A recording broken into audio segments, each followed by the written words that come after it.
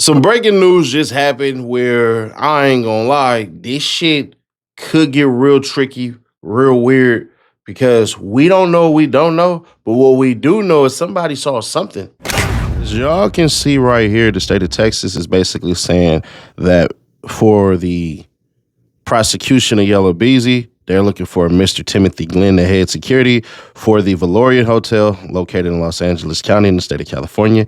And he's basically a material witness, and he's necessary. Specifically, Mr. Glenn previously provided the state with records pertaining to the defendant and his co-defendants. Oh, that's not good. Additionally, he has knowledge of the systems at the hotel. Finally, Mr. Glenn worked for the hotel during the relevant time period and can answer any questions as to what the records represent, what happened during the defendant's stay at the then Mondorian Hotel, which is now the Valorian Hotel. They go on to say, hey, we're going to request him, and Mr. Glenn basically is going to be taken care of. We're going to pay for his fights. You know what I'm saying? His travel, his meal, his lodging expenses. Boy, hey, listen, if the state want me to come testify if I'm buddy, man, you better put me up in something fly as hell. And I'm drinking every night, getting passed out, you know what I'm saying? About to call something up, do the huckabuck. But basically, they saying, let us get this man up in here. And yeah, this just dropped. The sponsor of this video is Cloaked. And there are a lot of people who are wondering why I'm going so hard to go with Cloaked and push it and everything. I want to share with y'all something that happened to me on March 7th of this year, right? And what happened was, and this is all real, this is literally out of my damn inbox. They put up my social, they put up my full name, they put up my birthday, they even put up every number I ever had and every address that I ever freaking lived at. These are real text messages, by the way, sent via goddamn Instagram. So when you see me go hard for Coke, understand, I didn't know how they got that info. That's the second time in 5 years that people try to extort my personal info. First time I voted, second time I just said do what you're gonna do. Please don't be like me. Try Cloak today. They're giving you 30% off with that QR code, or tap the link in the description, or hit the pinned comment. See what data brokers sold your info today. Just take the challenge. If you don't like it, hey, don't sign up. Just see what info they have. That's all I'm asking. Try Cloak today. So here's what I believe. I believe that something might have happened after his live stream, because his live stream basically isn't coming out. And I'm going to let you guys watch and listen to his live stream to see if you pick up on anything, because he's playing very coy with the Mo3 names dropping and all this shit and everything. But I believe that guy's coming in because either of a couple of things. People came to that hotel after all that shit was done, which, yeah, I think we would have seen something about fights and all that shit. So that's a little wobbly on that. Or somebody came in particular who is on that witness list to collect money to fly back to Dallas with it. There's that part. Or one of the shooters, I don't know, bro. It's something. One of the shooters probably was there before or something. It has to do directly with proving a certain person and a certain thing happened. There's no two ifs, ands, or buts about it. What that actually is, I guess we'll have to wait until the trial. But I would like y'all to take a look at the Instagram video after Mo3 died and tell me if y'all pick up on something, because he's at the hotel that the guy is going to testify about. Maybe y'all catch it. Roll it.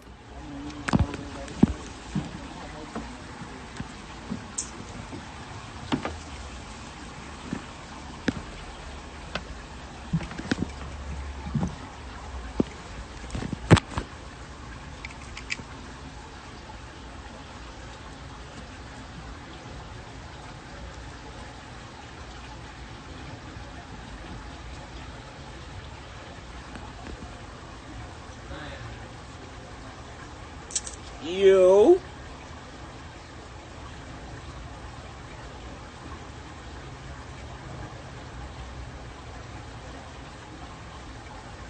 Yeah, I got going, man.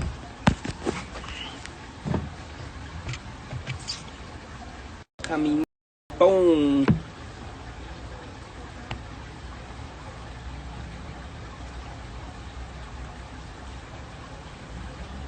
Yes, sir.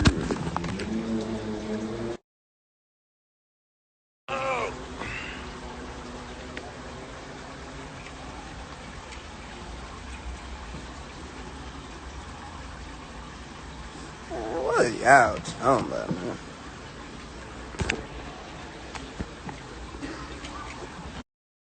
Up here, you know what I'm saying? Jam that new music, you feel me? Working like a motherfucker.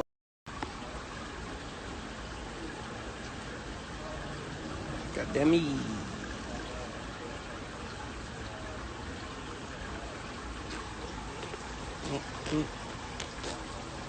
God damn me.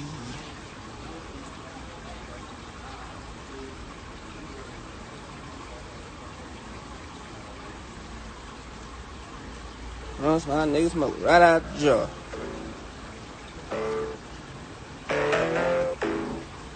Count this money up till I can't count no more. That real talk.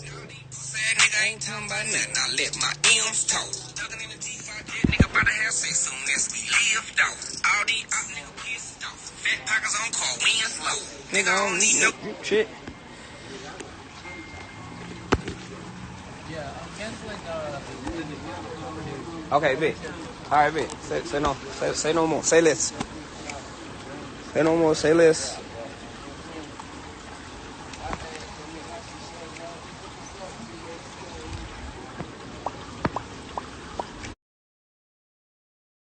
Now to the reason why y'all came to this video. Mo 3, Yella Beezy. What got in? What didn't? This is Yella Beezy's team asking the judge to get rid of shit, essentially. I break it down a little bit more, so no longer waiting. So this is Yella Beezy's motion to take evidence out. So if it's granted, they took it out. If it's denied, it actually stays. So this is them asking, hey, judge, can you take this out? Meaning Yella Beezy's team. So granted is, yeah, I'll take it out. Denied is no, I'll take it out. And this is a little interesting because Yella Beezy kind of screwed himself over on some of this shit, but here we go. So in the 14-page document, the assault of Roy Lee Pate, that's going to be staying in because it's denied. Then the shooting death of Roy Lee Pate, that's going to be staying in because it's denied. And then the shooting of Yella Beezy, when his shit got shot up, that's going to be denied. And it all makes sense because that's what they try to say is the nexus of it all, you know?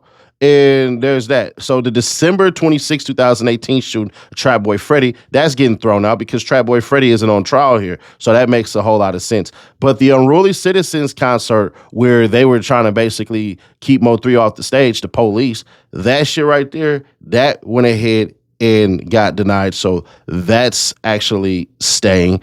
And then the assault of Rainwater, that's coming in. So Rainwater will be a witness. They're not going to get rid of Rainwater. That doesn't make sense. The shooting of Moore, aka Trapboy Freddy, that's getting thrown out. The decedent ambush at V Live, Houston State, that's getting thrown out. The defendant's Center Performance Center, that shit is basically staying in. The shooting of Bubba, because they don't know who did it, that's getting thrown up out of here. The shooting of DeJuan Spikes, that's getting thrown out of here. The shooting of Robert Gaia, that's getting thrown out of here.